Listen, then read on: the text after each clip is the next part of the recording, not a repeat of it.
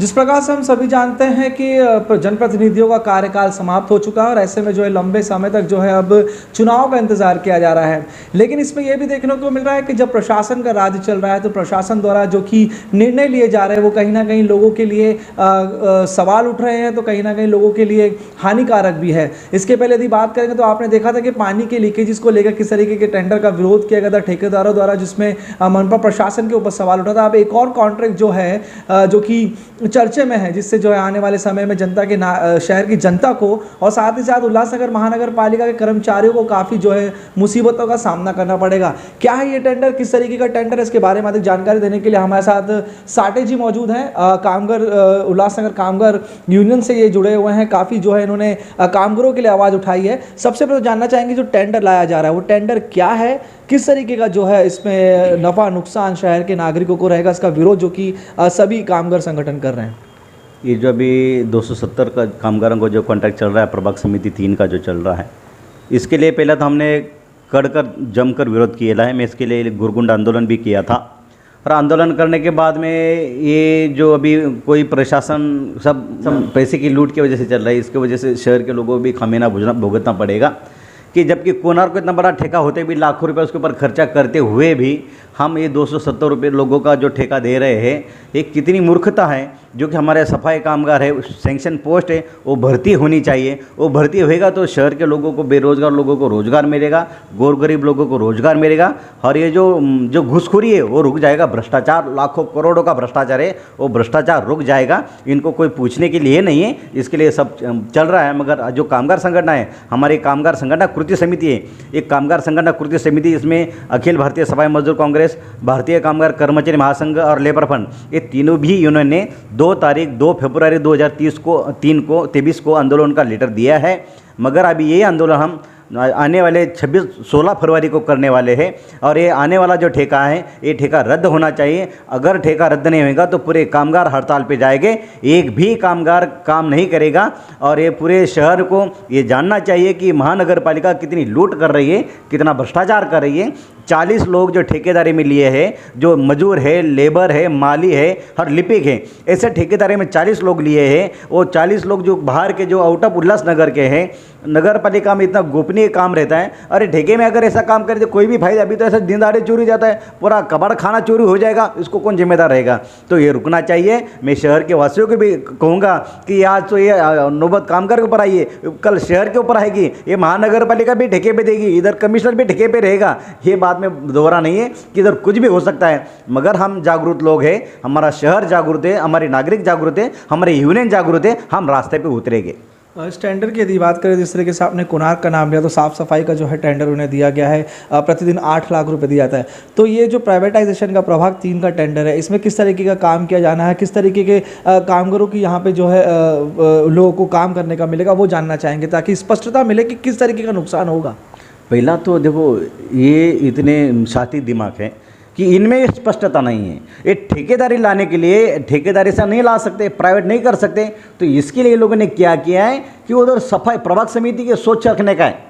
ये टेक्निकली ये idea use करके वो लोगों ने वहाँ पर 270 कामगार मानो, जो प्रभाग समिति 3 में जितने भी कामगार हैं वो सब ठेके में रहेंगे। वहाँ पर जो परमानेंट कामगार हैं वो दूसरे वार्ड में ट्रांसफ़र करेंगे और खाली ठेकेदारी वहाँ पर रखेंगे। तो मुझे बताओ, अगर वो एक प्रभाग समिति में आज ठेका ले रहे हैं, कल दूसरी लेगी, कल तीसरे में चारों प्रभाग समिति ठेके में जाएगा, महानगर पालिका भी ठेके में जाएगी और कमिश्नर भी ठेके में जाएगा। अगर इनको ठेका ही देना है तो कमिश्नर भी ठेके पे दो और ये सरकार भी ठेके पे दो, अगर इनको करना ही है तो।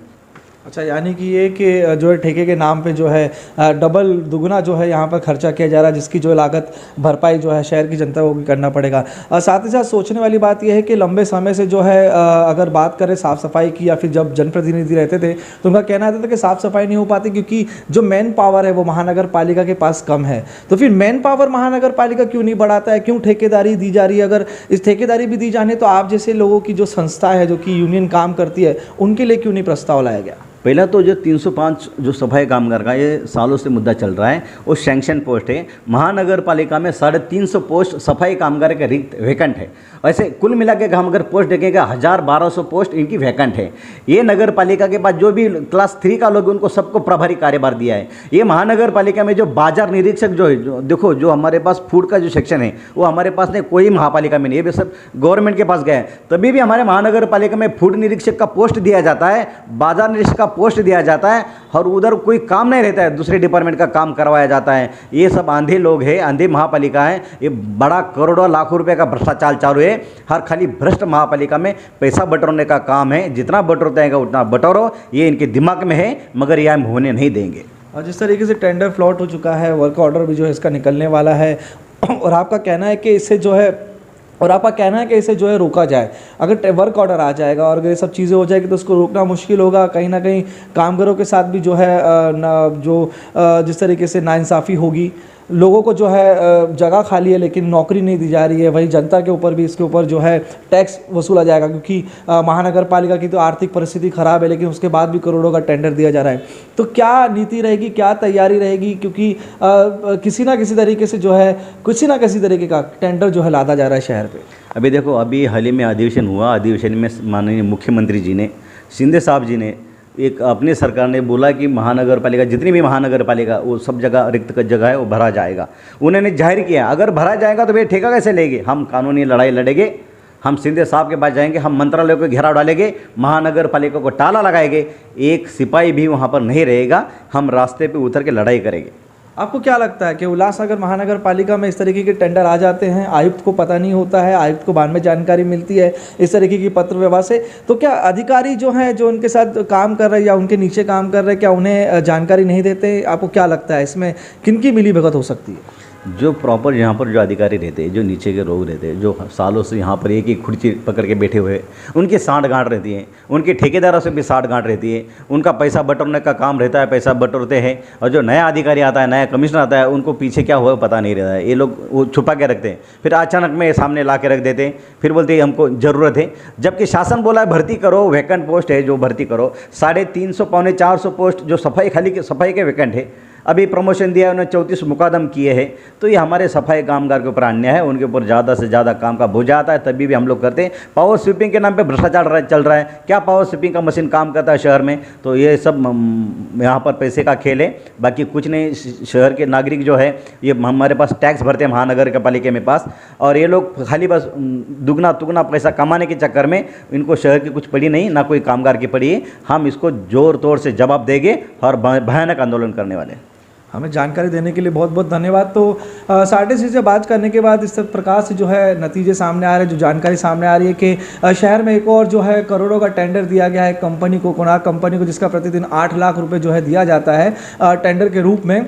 उसी के साथ ही अब प्रभाग 3 में जो है प्राइवेटाइजेशन का एक जो है मुद्दा किया जा रहा है, जिसमें सफाई को ही लेकर काम किया जाएगा, साफ सफाई की जाएगी, स्वच्छ भारत अभियान के अंतर्गत ये पूरी मुहिम की जाएगी, या किस प्रकार से की जाएगी ये प्रशासन को ही पता। लेकिन अब सवाल के घेरों में ये टेंडर फिर से आ चुका है, क्योंकि कामगारों का कहना है, कामगार यूनियन का कहना है कि जो पोस्ट वैकेंट पड़ी है, यानी कि हज़ारों के ऊपर जो है पोस्ट वैकेंट पड़ी है, अगर उन्हें नियुक्त किया जाए तो कहीं ना कहीं प्रशासन का पैसा बचेगा, शहर का पैसा बचेगा। महानगर पालिका की आर्थिक परिस्थिति को देखते हुए इस तरीके का फैसला लेना काफ़ी जो है महत्वपूर्ण है। अब देखना यह है कि आने वाले समय में इस टेंडर पर किस प्रकार की प्रतिक्रिया है सामने आती है। क्या शहर में इसी प्रकार के भ्रष्टाचार के टेंडर उजागर होते रहेंगे, पास होते रहेंगे, और शहर की जनता सिर्फ टैक्स भर के अपने खून पसीने की कमाई गंवाती रहेगी?